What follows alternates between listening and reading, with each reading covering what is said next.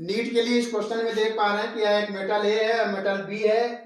Metal B का work function W A है और मेटल ए का वर्क फंक्शन डब्ल्यू ए है।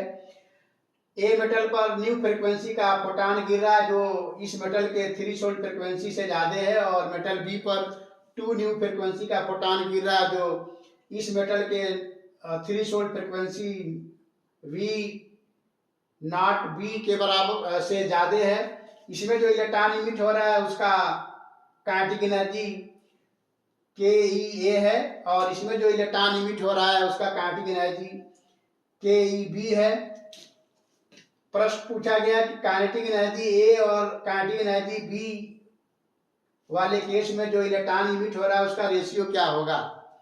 तो काइनेटिक एनर्जी ए वाले केस में इलेक्ट्रॉन का kinetic energy A H nu minus W A लिखेंगे वर्क फंक्शन, और बी वाले केस में काइनेटिक एनर्जी जो लिखेंगे इलेक्ट्रॉन का वो हो जाएगा kinetic energy B equal to H into 2 nu minus W B. अब डब्ल्यू ए और डब्ल्यू बी का रेशियो 1/2 दिया है, तो डब्ल्यू बी जो होगा 2 टाइम डब्ल्यू ए के बराबर होगा। तो इस प्रकार काइनेटिक एनर्जी बी वाले केस में एच इंटू 2 न्यू लिखेंगे माइनस डब्ल्यू बी लिखेंगे, और डब्ल्यू बी की जगह पर लिखेंगे 2 टाइम डब्ल्यू ए। अब यहाँ से 2 कॉमन हो जाएगा तो ये एच न्यू माइनस डब्ल्यू ए, अर्थात काइनेटिक एनर्जी बी वाले केस में इलेक्ट्रॉन का काइनेटिक एनर्जी ए वाले केस में काइनेटिक एनर्जी का 2 टाइम हो जाएगा।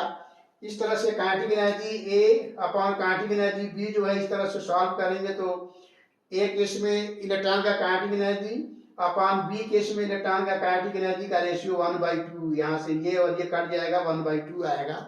तो यहाँ पर ए वाले केस में जो इलेक्ट्रॉन निकला ए मेटल से उसकी काइनेटिक एनर्जी, और बी वाले केस में जो इलेक्ट्रॉन निकला उसकी काइनेटिक एनर्जी का रेशियो 1/2 आया। तो हम समझते हैं इसको काफी अच्छे से आप समझ पाए होंगे। तो फिर मिलते हैं नेक्स्ट वीडियो में किसी और क्वेश्चन के साथ, तब तक के लिए थैंक यू।